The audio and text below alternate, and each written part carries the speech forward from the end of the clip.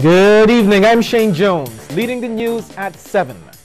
The Barbados Renewable Energy Association, Brio, is seriously concerned about the effect the measures outlining in last month's budget will have on the renewable energy sector.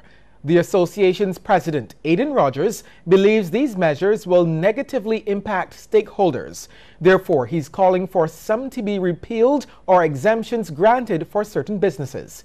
He, along with other members, voiced their concerns at a press conference earlier today. One of the main concerns of the group, according to Mr. Rogers, is the 8% hike in the National Social Responsibility Levy. Not only would it make the installation of PV systems more expensive, but it threatens to erode the progress made in the sector.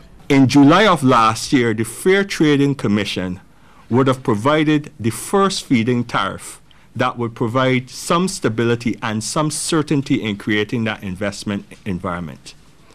One of the main features of arriving at that fixed feed-in tariff was the fact that the FTC made a determination of what was an applicable rate based on the industry standard costs for installing those systems. With these new budgetary proposals, that rate is now virtually rendered useless because the rationale and the basis on which that rate was determined will now be fundamentally changed going forward from the 1st of July. Mr. Rogers also highlighted concerns related to the increase in diesel and gasoline prices. If you increase the taxes on diesel and gasoline, what you should have done is put a counterbalancing measure to encourage the adoption of energy-efficient vehicles, either electric or hybrid vehicles. We've called for this. This has not been done. So in other words, you want people to dampen their usage of imported fossil fuels. You've created a tax, but you've made it more difficult for them to view and actually explore the alternatives that could actually benefit government's long-term strategy. Some of the business owners who attended the press conference also shared their fears. We've had several companies gone out of business already, and several considering going out of business in a sector that really should be growing and moving this economy forward, both from the economic activity of creating jobs, but the bigger picture is reducing the amount of foreign exchange that we spend on fossil fuel on an annual basis. When you move this tax from 2% to 10% or 400% increase, a typical household using an 80-gallon system will move from around $74 in tax to over $370. So it's a significant change. This is not something that the solar water heating sector can really bear. Brio will further discuss these measures at a special meeting for its members on Friday at UN House at 9 o'clock. Apart from the meeting, the group intends to write the Minister of Finance about their concerns. Rianne Phillips, CBC News. A detour along Pine Road today left traffic backed up and some struggling to pass the muddy field affected by a burst main. Manager of Communications and the Rapid Response Unit at the Barbados Water Authority, Joanne Haig, expects the diversion to remain in effect tomorrow. Ms. Haig says the BWA will collaborate with the Ministry of Transport and Works to get the road back in proper order as quickly as possible. In the meantime, she is advising road users to take necessary precautions. The BWA crew began the process of repair on Pine Road last night.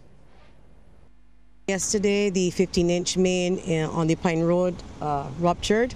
We repaired the main in the wee hours of this morning. We completed repairs rather, and unfortunately the main, after the repair, was leaking at the joints. So we then had to shut it down again and continue some more repairs onto the main, which now leads us into about 3:30. We're about to turn on the main, and that should happen in about 20-30 minutes. And we'll do our testing to make sure that everything is okay and secured. And then shortly after that, residents and businesses in the areas affected should have water back. Affected are parts of St. Michael and Christchurch, including Clonan Road, Dalkeith, Darrells Road, Rockley, Rendezvous West, Amity Lodge, and Hastings Main Road. Water tankers were provided for the Graydon Seeley Secondary, which had students completing CXC examinations.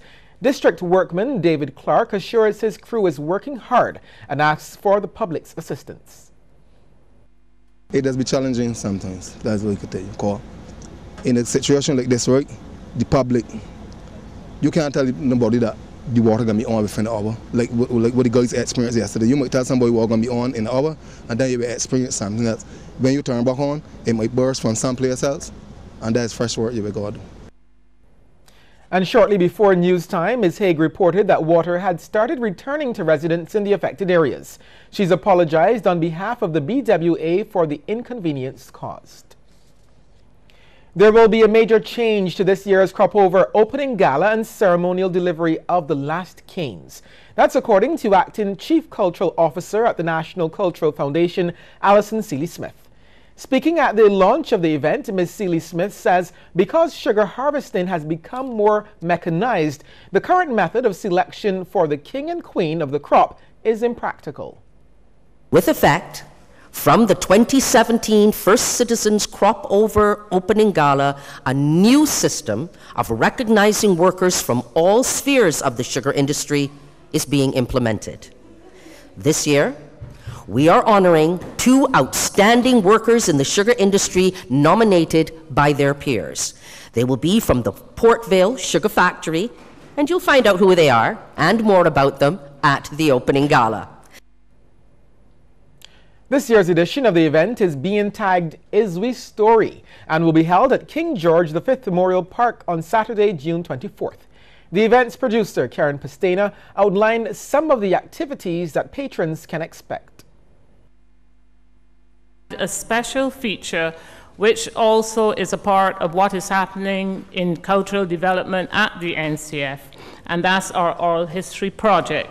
We're setting up a chattel house where persons can come and reminisce, and you'll see previous interviews that have happened. We have a 100% Bajan arts and craft. We have the maypole, excuse me, with Barbados Landship. We have stilt walking, we have drumming, and lots more. Labour Minister Senator Dr. Esther Bayasuku is again hitting back at those who say the Employment Rights Act created in 2012 is one-sided in favour of the employee. Her comments came during the 50th anniversary Gala and Gem Award ceremony this weekend. Over the next few days, the island's social partnership is expected to meet to discuss proposed amendments to the Act. Surely it is obvious to all that in the workplace, especially with only about 30% of workers having trade union representation, the employer, the one who pays the piper, wields all the power. And the Employment Rights Act of 2012 was therefore an instrument that was designed to bring a balance of power to a relationship that otherwise, by its very nature, is and has always been one-sided, but in favor of the employer. The Labour Minister is also concerned about a lack of dialogue between employers and their staff. She says too many employers are only abiding by the section of the Employment Rights Act which requires consultation when terminating 10% of staff. Unfortunately, some have used the letter of the law rather than the spirit of the Employment Rights Act and the underpinning spirit of the protocol of the social partnership to suggest that it may only be in that one situation that dialogue becomes necessary. And I urge the partners to help us to disabuse any misguided persons of that thinking. As I said, we in Barbados stand proud because of these fundamental principles of decent work, and we have to protect these principles. Local security forces are now in a much better position to protect Barbadians from specific threats. That's the assessment of Major Carlos Lovell, co-director of the Barbados phase of exercise Tradewinds. The exercise wrapped up yesterday with a day of rest and entertainment for the nearly 1,000 troops who took part in the 7-day entertainment event at Harrison's Cave. Major Lovell says Barbados benefited significantly from the exercise.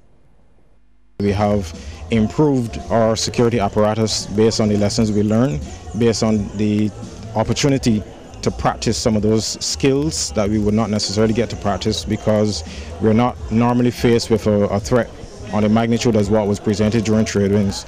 So some of the members of the security forces got the opportunity to exercise certain skills that they have not for a very long time.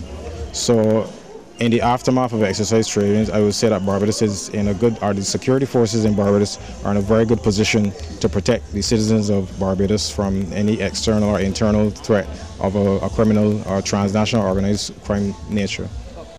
Major Level says, based on the feedback from both the organizers and participants, including U.S. Southern Command, Phase 1 on the exercise was a resounding success.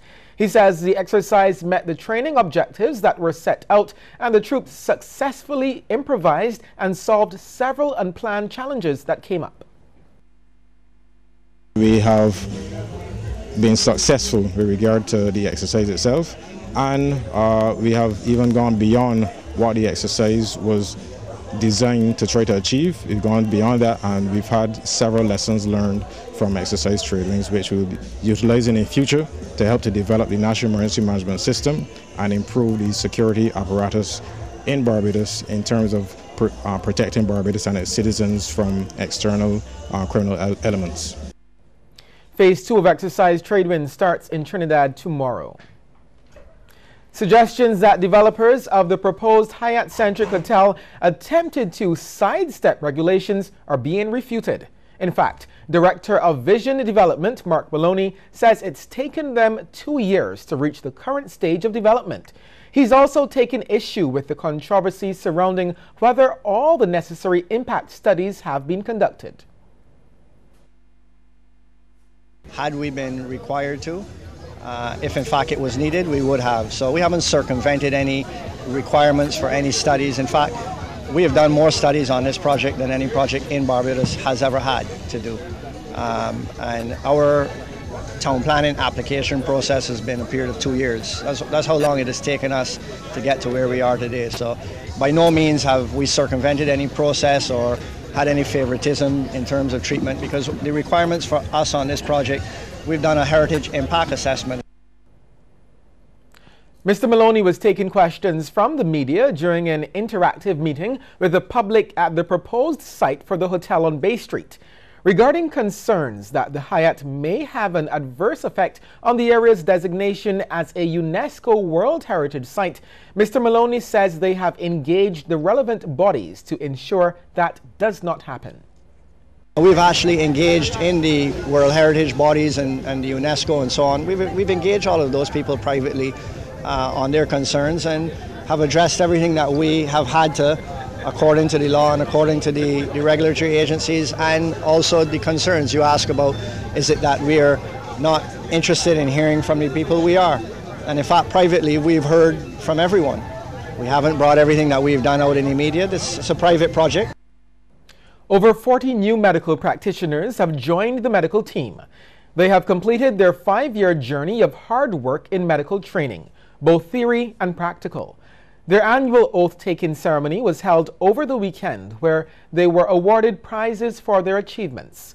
During his feature address, Sir Henry Fraser told them to make Barbados the best medical facility in the Caribbean. But it is achievable, and I challenge your generation to make it happen. Work together to make it happen, and in the words of our national anthem, which we should all have been singing, and greater will our nation grow in strength and unity. Health Minister John Boyce is warning elderly folks not to abuse alcoholic beverages. He says it's not a healthy practice. We believe that we can drink a lot of rum and get away with it. You know, Barbadian men especially. There are a lot of ladies here, so I don't want anybody to attack me, but some ladies too can handle themselves fairly well in those circumstances. But we recommend that you keep it under control. One drink a day, I suppose, cannot do too much harm. A glass of beer or two, a shot of rum and coke or whatever. The minister was speaking at the Christchurch Parish Independence Committee project launched over the weekend. This year's theme is active aging. Mr. Boyce says Barbadians are realizing the importance of exercise. There are a number of groups who are emerging, who are engaging in either informal walks in the community early in the morning or in the evening. They go to the beaches. Certainly the beach at Miami is always full of all range of ages who are enjoying a morning or an afternoon swimming, jogging, of course, and exercising. And there's some formal keep fit sessions associated too with these activities. And these are signs that the message is getting through to us Barbadians. The safeguarding of Barbados' elderly population continues to be a focus of the Ministry of Social Care. World Elder Abuse Awareness Day will be celebrated on June 15th this year under the theme Understand and End Financial Abuse of Older People, a Human Rights Issue. The United Nations indicates that financial abuse of the elderly is one of the least addressed types of abuse worldwide.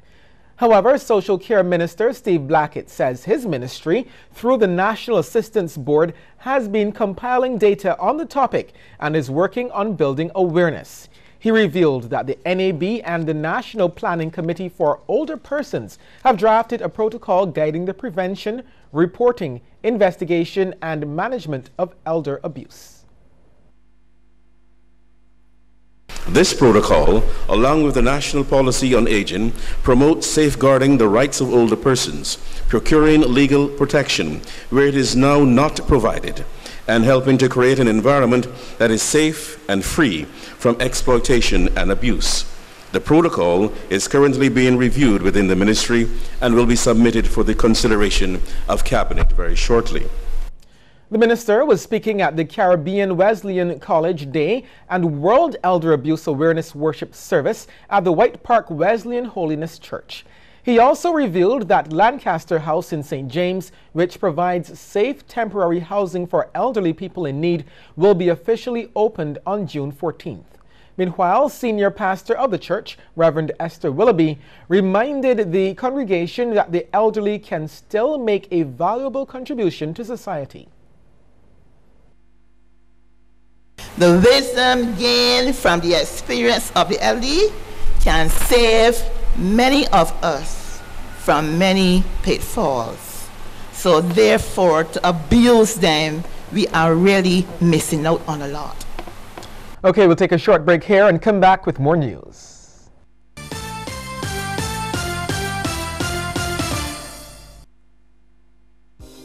We start with a yes. But when life takes unexpected turns, you can still say yes to more. The Scotiabank Aero Platinum MasterCard credit card gives you points with every purchase that you can use to travel to anywhere. Plus, with just 20,000 Scotia points, you can say yes to destinations. With Scotiabank Aero Platinum MasterCard credit card, it's easier to say yes to everything. Apply today.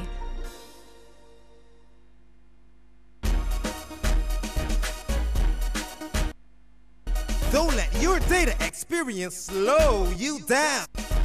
Step up to Digicel, Barbados' fastest 4G network, more than twice as fast as the slow network. Get more with Digicel.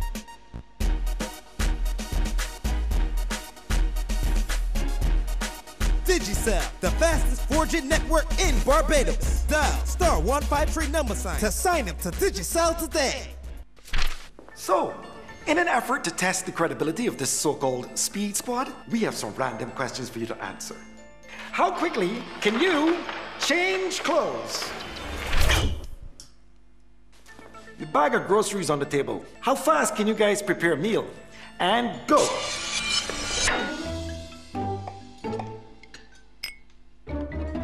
All right. Which network gives you the speed you prefer and enjoy? Join the fastest team and shift your Flow Fiber broadband into high gear by upgrading now at no extra cost for 3 months. Plus, enjoy the best of Flow TV for free. Last question. Who's the fastest? I had to ask. Upgrade now. Your insurance payment doesn't have to be a burden. At Beacon, we're happy to help finance your premium and spread your payments over 9 months so that it's easier to manage. Call 436-6200 or log on to beacon.co.tt. Yes is a beautiful word. It empowers us. It brings satisfaction. And since you earn up to 3% cash back on everyday purchases with the Scotiabank Gold MasterCard, that's a lot of satisfaction, a lot more often. Plus, you get a welcome bonus from the get-go. Scotiabank Gold MasterCard is the card that keeps on giving, so it's easier for you to create many more precious yes moments. Apply today.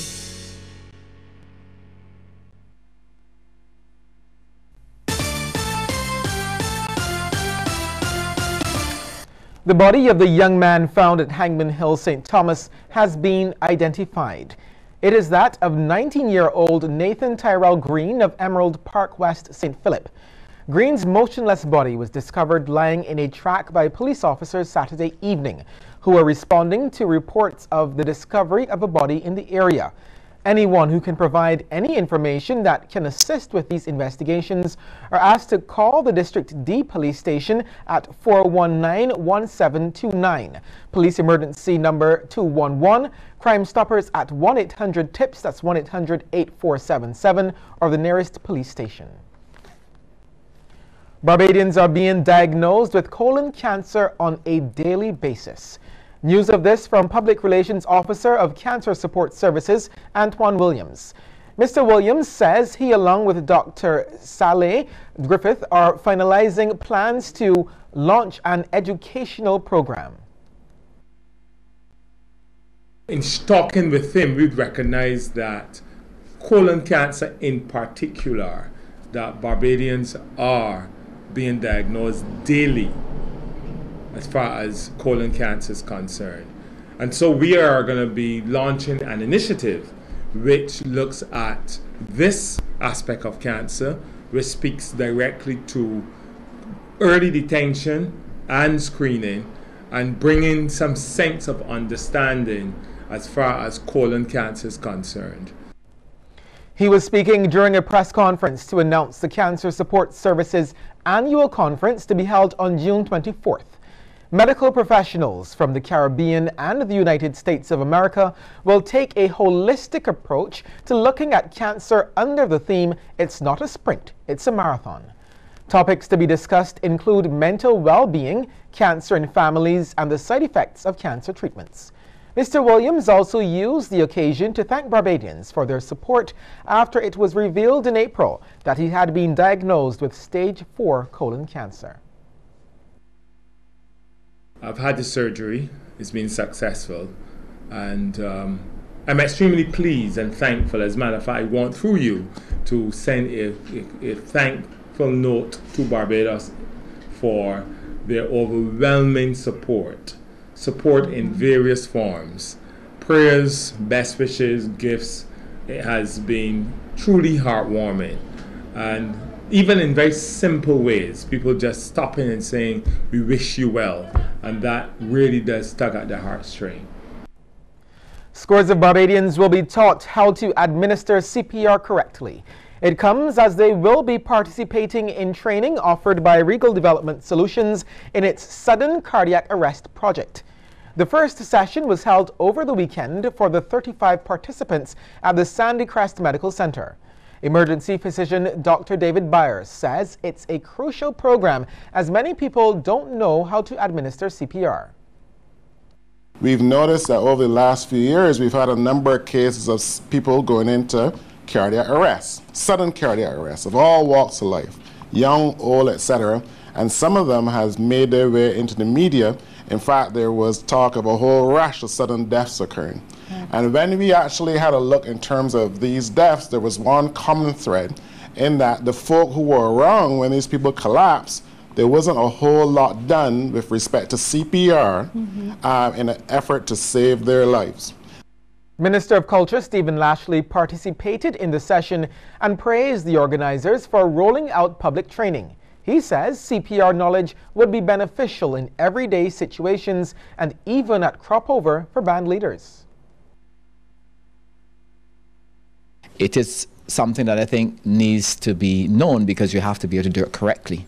And I think once you know how to do CPR correctly, then you wouldn't panic. I think many people panic because they're not sure of what they're doing. You have somebody laying on the ground, they're unconscious, you don't know what to do, and sometimes you even forget.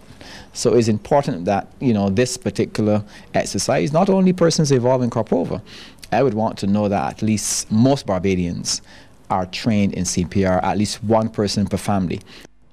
The St. James South Constituency Council is on a mission to beautify a section of the husbands community. This weekend, the initial work for a recreational park got underway. Landscaper David Hall explains the project is expected to be completed in about 2 months. We have some fruit trees that we have just started putting in, pomegranates. We're going to put in plum trees, passion fruit vine, various fruit trees, but we're also going to be making this area into the recreational area that people can walk or jog through anytime during the day. We're hoping to even have some seating areas, some lighting to make sure that people are comfortable in this area. And we're going to beautify it with some wonderful plants, palms and flowers as well. And over here we're going to have a rock garden so that people can come and see some nice features. Public donations are welcomed for the project, and Mr. Hall gave an idea of some of the items that are required.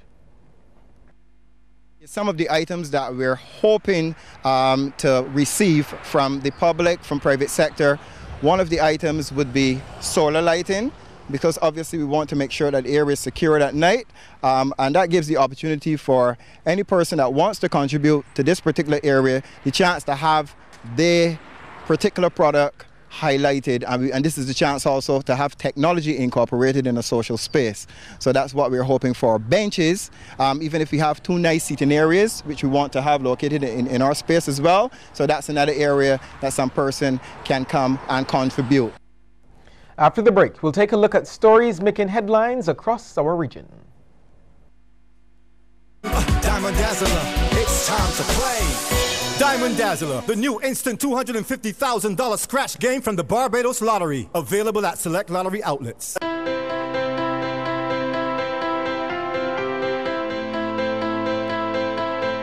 Thanks, buddy. Thank you, my darling. Thanks, Mr. Banks, man. Thanks, man. Cheers, mate. One more. Right.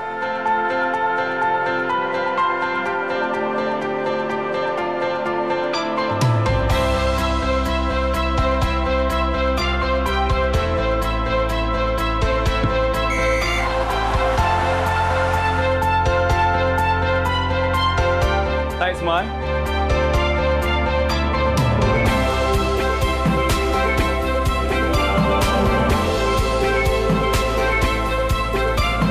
Each and every day, we're thankful for something.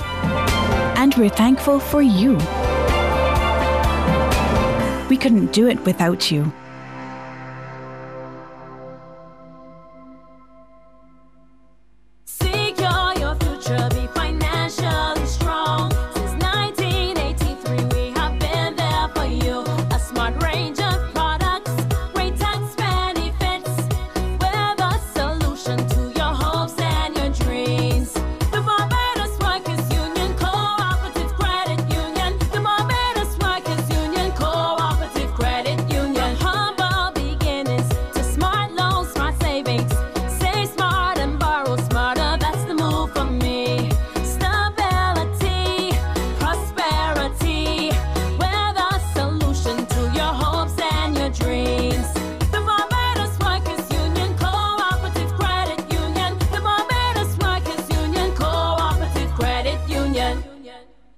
Have you or someone you know been diagnosed with diabetes? If so, it is important that you know about Glucerna. Glucerna is a nutritional supplement for people with diabetes and contains Carb Steady, which helps minimize blood sugar spikes.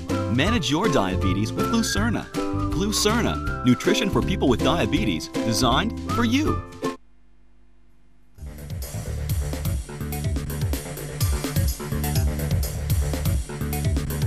The payroll of the government of the Bahamas has increased by $10 million as new employees were hired in the final 5 months of the former administration. State Minister for Public Service and National Insurance, Brenzel Roll, says the Perry Christie administration hired 6,500 new public service workers during the past 5 years. He suggested that the new administration will take a more rigorous approach to hiring people and that some who were hired under questionable circumstances could be terminated. Police officers in Trinidad and Tobago are appealing for tasers. Their call comes in light of the recent shootings of mentally ill people which occurred this year. Officers are calling on the Commissioner of Police to provide them with the non-lethal means to subdue unarmed suspects and better training in handling mentally ill patients.